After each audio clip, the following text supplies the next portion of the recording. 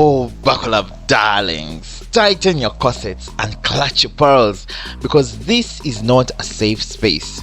Welcome to the worst fashion moments of 2025. A year that truly begged the question, what if we tried absolutely nothing? Or what if we did too much? Or what if we did something that looks illegal? Before we begin, a standing ovation for the real heroes of this saga, the photographers. Yes, and some of them are you. Whether you risked your reputation with a cracked iPhone camera or you were a full-blown professional, like that icon from the Icon Awards, the one who boldly stepped in front of the lens to give us vibes, to give us a dance, to give us enjoyment. Thank you to that photographer. That is the happiest photographer in the whole of Uganda. Now, history needed witnesses and chaos required documentation. You photographers preserved these crimes so future generations can look back and say, oh, so that's what not to do. And honestly, this is a beautiful reminder that fashion, no matter how tragic, should never be taken too seriously. Because if you can't laugh at yourself, then how can you laugh at anyone else? 2025 gave us everything. People who swung big and missed the targets entirely, people who struggled to try at all, people who dressed like they lost a pet. I mean, the outfits were so outrageous, and genuinely, sometimes we thought we were being punked by the universe. Some of the looks I have on this list were ambitious, some were confusing, some should be studied by scientists. So anyway, sit back, pour yourself a drink, moisturize your sense of humor and prepare your spirit because we are handing this out bit by bit. These are the worst fashion moments of 2025. Welcome to La Style.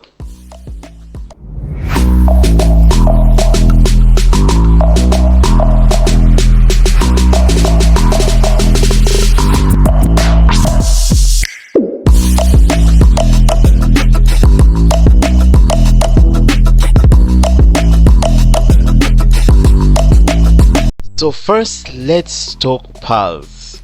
Pearls, oh pearls, the most elegant little beads in fashion history, and somehow in 2025 were treated like craft supplies from a broken Christmas tree. Let me make this clear before anyone starts crying in my comments. Pearls are not neutral. Pearls are not safe. Pearls demand excellence. They are never meant for lukewarm creativity. With pearls, you either go big or go home. But apparently some Ugandan artists and their dressmakers decided to go mediocre and still expect applause. No, abso-fucking-lutely not. We are not handing out participation trophies on this channel.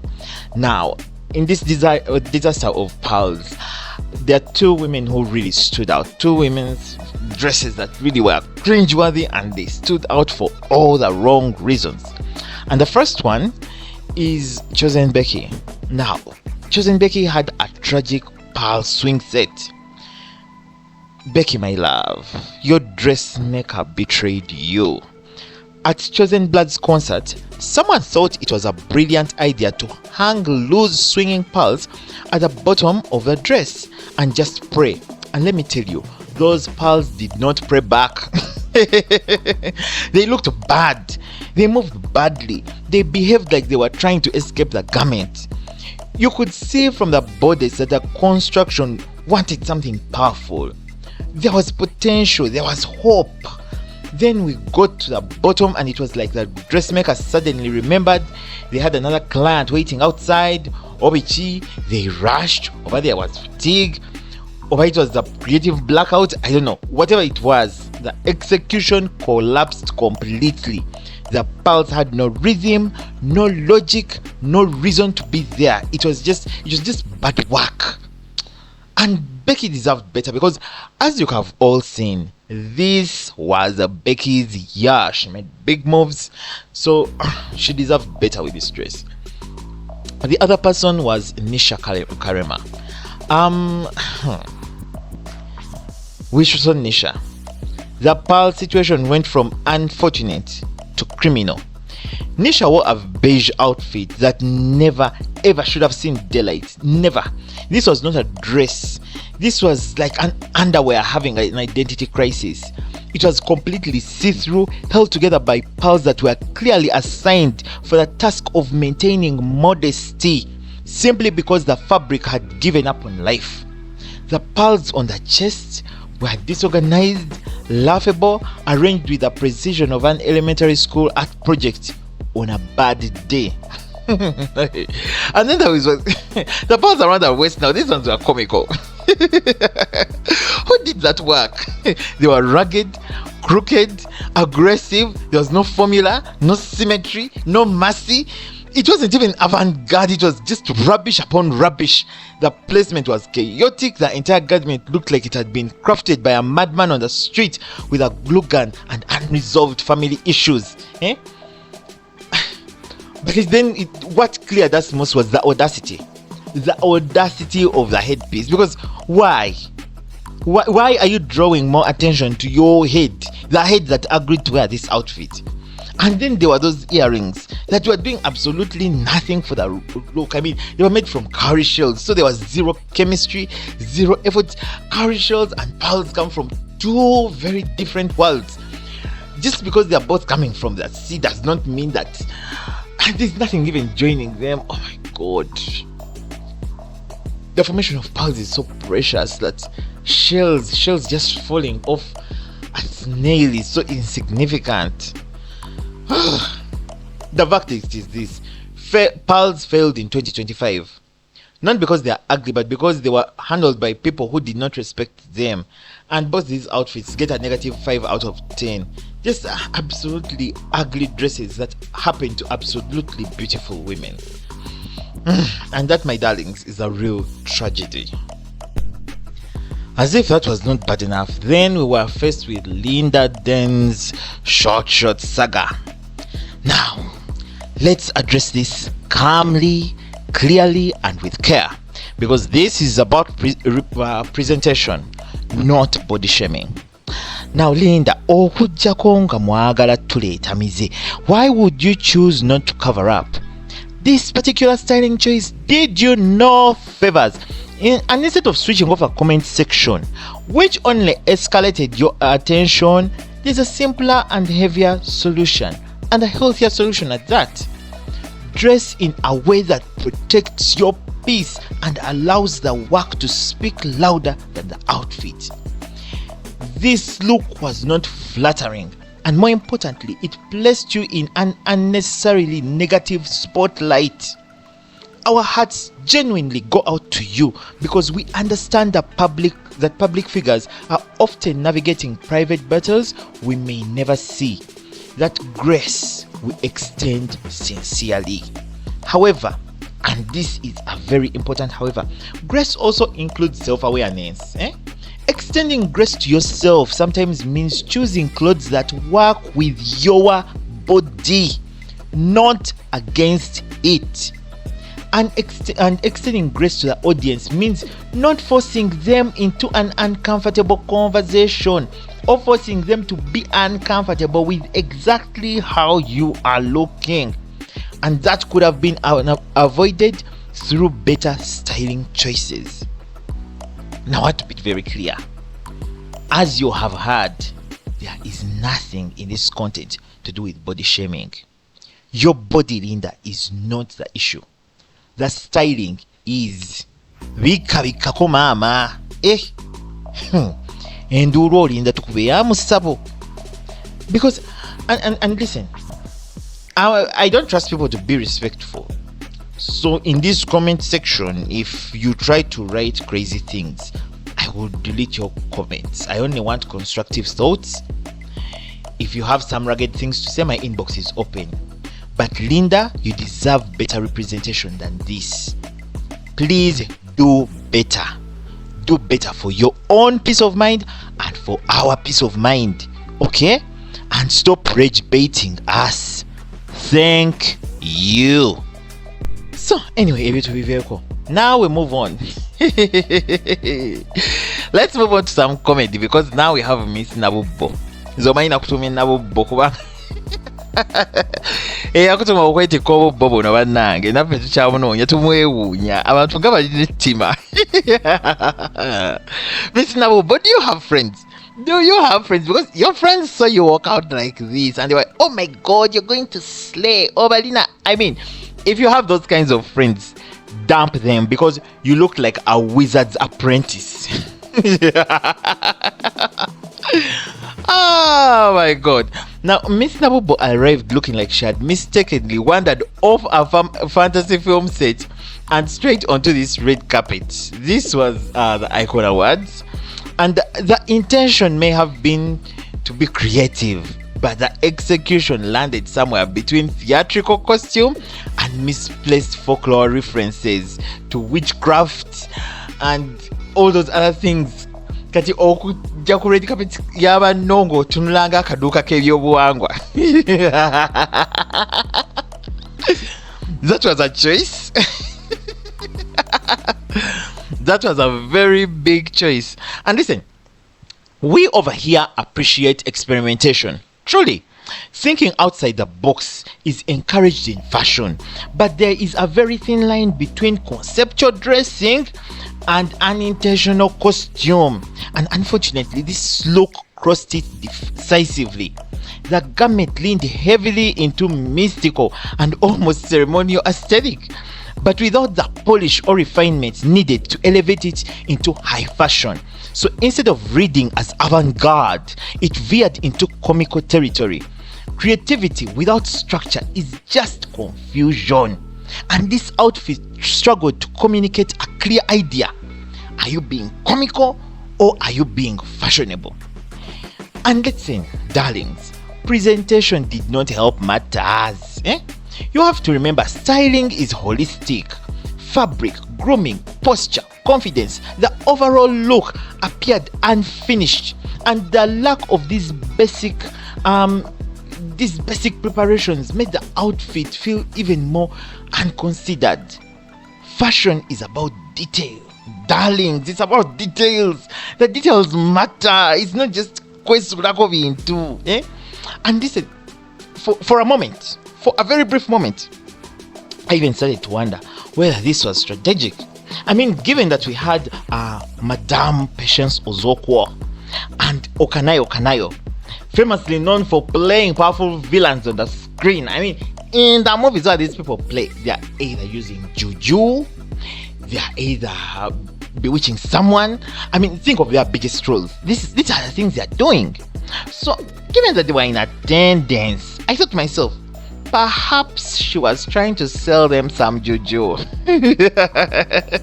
Some juju to use on their next subjects. In that regard, dear madam, they were just acting. They were just acting. No charms were required. That was just TV and special effects. And let me tell you, as if things couldn't get worse. Like, there was this wide-eyed expression on her face. This visibly uncomfortable presentation. It just amplified the theatricity in the wrong ways. And when the outfit is already doing too much, the body language must calm it down, not add to the spectacle. Anyway, our final note to this, madam, because we don't know your name, for us we have named you Nabubbo. Our final note to Miss Nabubbo: we applaud you for the courage of trying something different, but creativity must still be edited, must be refined and grounded in fashion logic. This look needed restraint, needed clarity, and needed better styling choices. And while your concept was ambitious, the execution was wildly misguided. Manag. Then the next person in our list of disasters is none other than Avapis. Oh, Avapis asked a question: who was here? And unfortunately, we all were.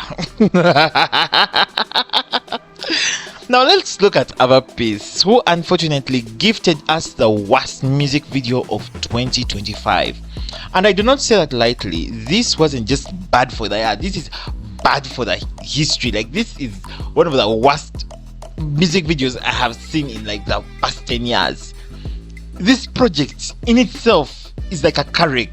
It's horrifying, gut-wrenching, deeply confusing, and yet you cannot look away, you know? And the most upsetting part is somehow it gets worse. It gets worse as the video progresses. Like, while you are thinking, surely this is the lowest point, the video says, "Oh, my darling, hold your drink. Oh, let me hold your drink. We are just getting started." I mean, let me be clear before anyone gets emotional and you come to my inbox or you get into the comments and start. I'm not a hater. I genuinely want Avapeace to succeed, to dominate, to become a top tier artist in this country, which is exactly why this needs to be said. Who was here is, without exaggeration, the worst studio project released this year. The song itself is a confused mashup of familiar hits from back in the day, a musical hodgepodge that feels less like inspiration and more like someone scrolling through all the playlists and saying, yes, all of this, all at once. No cohesion, no identity, no direction, nothing. Now, if Who Was Here had been fashioned as some sort of interlude that Avapeace does during her performances, something that she freestyles to, this would be a hit. If it was something that she performs on stage, it would have been a hit every time she performs it. But it being released as a project, no. And now let's go to the video, because that is where the real crime scene is. The concept was lifted directly from Rihanna's Rihanna's Rude Boy. It was not inspired, it was not referenced, it was copied. Similar energy, similar setup, similar styling logic, but it was executed at a level so low it was below sea level. It felt like watching a school project titled Rihanna, but the budget edition. It was like going into an exam, copying and still scoring a pass it. Everything was there: outfits, poses, attitude, but without the finesse, without the budget, without the vision, and frankly, without even the required talent to pull it off. Because, madam, you are stepping into Rihanna's shoes. Rihanna, the Rihanna of the world. And as I've said before, this would have worked perfectly as a live show mix, something fun, nostalgic, and crowd pleasing. But as a standalone artist project, absolutely not. There was no ounce of originality, no drop of creativity, just a butchered cut copy paste job that left everyone involved looking confused. And I must ask, because this is where now my concern becomes genuine, how did we get this approved? Because you see, Ava's manager is a creator and a maker of stars. Let me tell you people, Jeff is known to be meticulous, strategic, careful, and extremely so I don't know, and I don't truly understand how this tragic thing was signed off, exported, and released into the world. That part I do not know and I don't understand. Because sometimes the most loving thing your team can do is to stop you. Is to stop you, and Ava wasn't stopped. This wasn't bold, it wasn't edgy, it wasn't even controversial. It was just simply bad. It was just simply bad. And I want to go on the record by saying that Avapeace deserves better than this, because I genuinely believe she is better than this. Okay, so now we move on. To the next person on our naughty list, who is Gloria Bougie.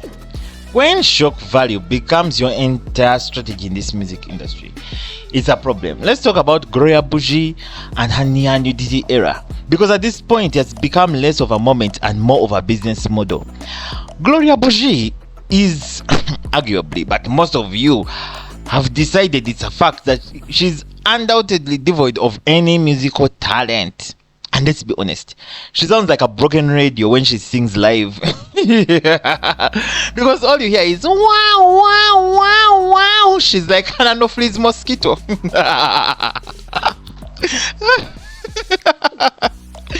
she's like a broken ambulance.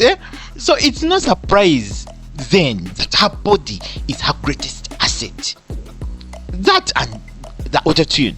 But Gloria knows this too, and has made one thing very clear, that her visual appearance is her strongest asset. And frankly, that is not a crime. Many global stars have leaned into image as part of their brand, and using what you have to get ahead. That is hustle. There are no objections here. The issue here is not confidence. The issue here is execution and positioning. And anyway, because of this vocal mishap, she has resorted to scandalous dressing in order to utilize her alluring body as a means to further her career. When styling relies almost entirely on shock value, the conversation stops being about artistry and starts being about a spectacle. And spectacle, when left uncurated, has a very short shelf life. Right now, the approach feels cheap instead of deliberate. Provocation without polish doesn't read as bold, it reads as rushed. And this near nudity on its own is not fashion. It's just exposure of your thighs, your parts, and very soon we shall even be seeing your intestines. Very soon we shall see an X-ray. And yet fashion requires concepts, it requires choreography, framing, and intention. And this is where I believe that Gloria Bougie is really missing an opportunity. There's a missed opportunity here. If sensuality is your lane, Gloria Bougie, then fully own it and elevate it. Think about doing like a curated burlesque inspired performances. You get, performing at adult only venues, the ones without cameras, the ones where people have to pay top dollar to see you. Create a high production value. Use controlled access, strong visual storytelling while adding your songs to it. Create a fantasy that feels exclusive and not overexposed. This is where the actual power lies. That is where money lies. That's where mystique lives. But wearing outfits like this makes you appear like a woman of low class and low value, and yet you have a desirable body. So instead of wearing these cheapening outfits, when nanora go buchalabo ne wemalamu every ounce ekitiibwa while performing for people who wouldn't value you beyond a scrotal emission, or look at you twice after said emissions. Instead, package yourself as a rare gem, only seen and accessed by those wallets that are endowed enough to pay. Gloria could be packaging herself as an experience, rare, intentional, and premium, something people pay for and not just scroll past and laugh. And because here's the truth, no one likes to say it loud, but audiences do not value. They don't value that. Those things which are just endlessly available, just there swinging your parts in. That's why they don't value you, and people talk about whatever. And let me be clear, this is not about morality. Morality, and it's not about body shaming. It's not about shaming anyone. This is about brand longevity. Gloria, you either raise the production value, sharpen the fantasy, and control the narrative, or you continue down this path where shock value will replace strategy and then your impact keeps diminishing. At the end of the day, Gloria, the choice is yours. The ball is in your court. 2025 did not leave us or any of us the same, and this is the year that brought the Miss Universe organization to these knees. Like literally right now as we speak, the Miss Universe organization is on its knees because the crown has lost its shine. And let me tell you, I have done 2 different videos on this Miss Universe saga. It's too much, it's too dramatic. Like they could write a whole dramatic period drama on it. It's just too much. And this was the kind of scandal that was so loud and so global and so embarrassing that the crowned winner could only find peace back at her home in Tabasco, Mexico. Because everywhere else, the reception has been ice cold. The internet said no. Former queens said no. The fans said absolutely not. And everyone is calling it a cooking show, that the results were cooked.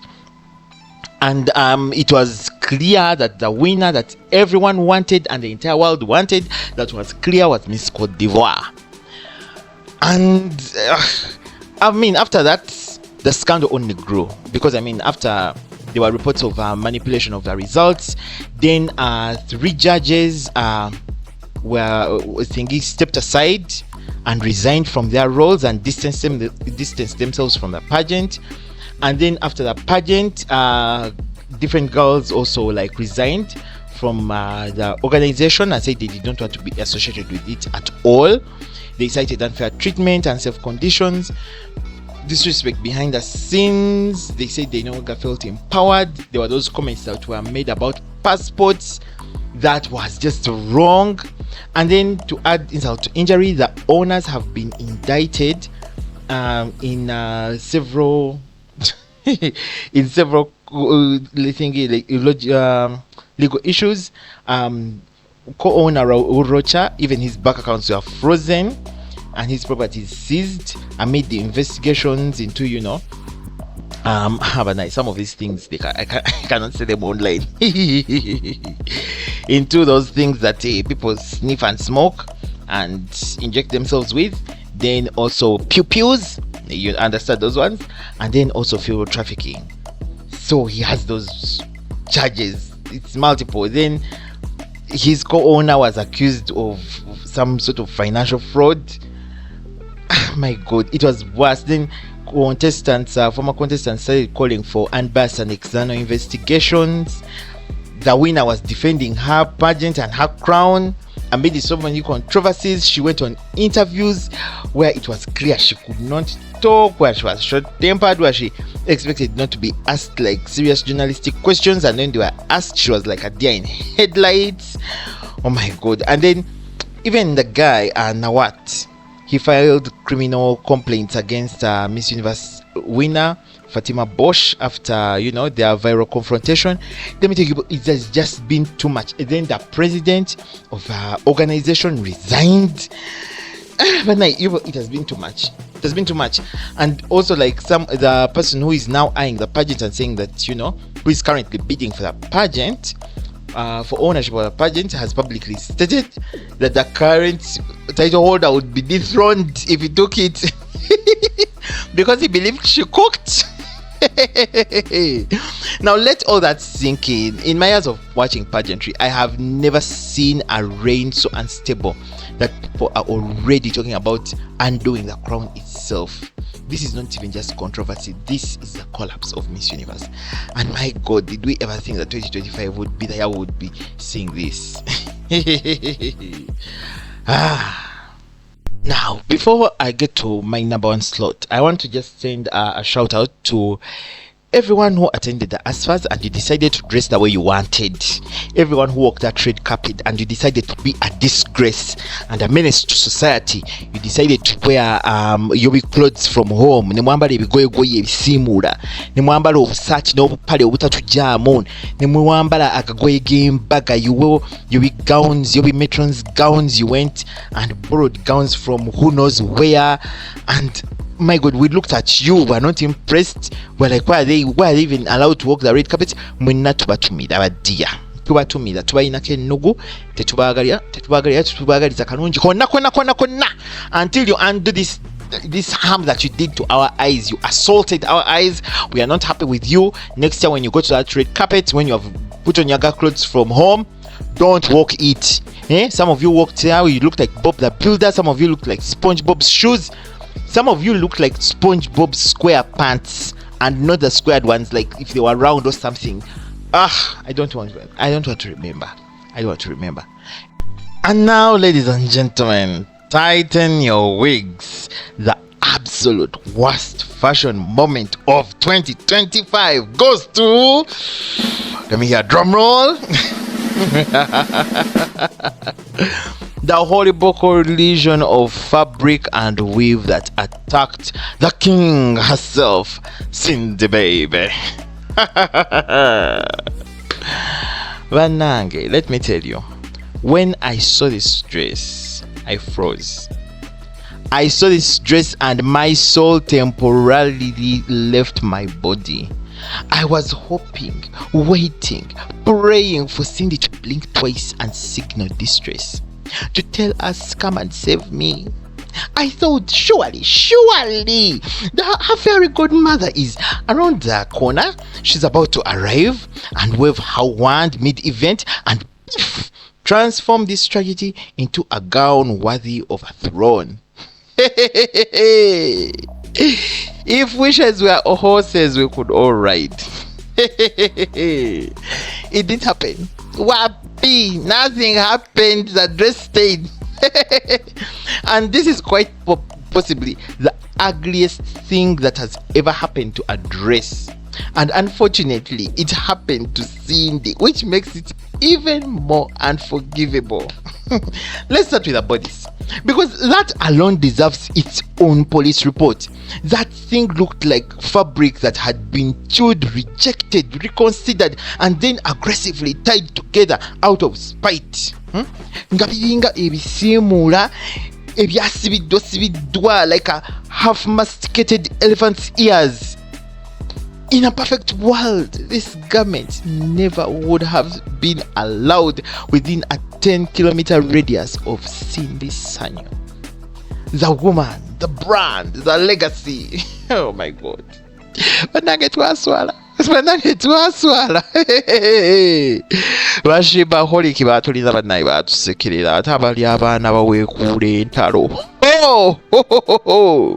Basekerera ffe. And as if the dress was not bad enough, then that wig happened. Yes, the wig, that Saiso-looking disaster happened to us. It was poorly laid, poorly styled, wrong color, wrong texture, wrong decade, wrong universe. It was wrong. It was wrong. And it happened to our beautiful Cinderella and turned her into the dirty Harriet.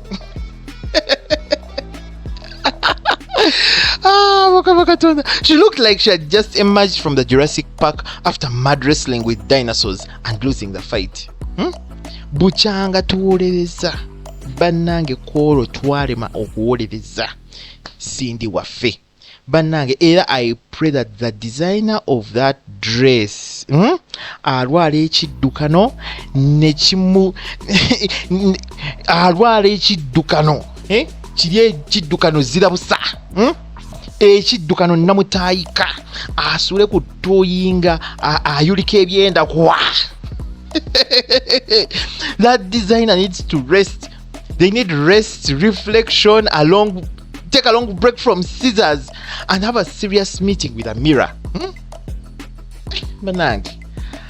Banange Cindy osobola Cindy. You humbled us. We were humbled.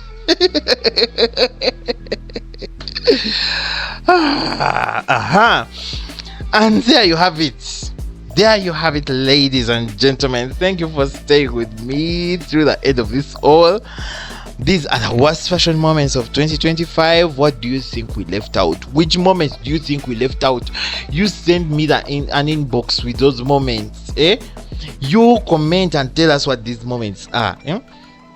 2025 is a year that truly tested fabric. It tested judgment. It tested friendships, and it tested our temperament for looking at outfits. And now listen carefully, because this all has been said with love. It's been said with love and laughter and extreme concern. You get, this video is not made to humiliate, it's not made to intimidate, it's made to educate, entertain, and issue a public service announcement. You get, fashion is not about suffering in silence. Yes, my dears, we shall not suffer your clothes in silence. Fashion is about intention, effort, editing, and respect for the moment, which some of you have failed to do. Now, to the artists, the creatives, the stylists, the designers, the managers, and the well-meaning friends who lied to their people this year, please do better. If you don't know, ask. If you are unsure, stop. If the outfit is arguing with itself, please take a rest, take a nap, and come back later. Anyway, remember, it's not personal, it's fashion.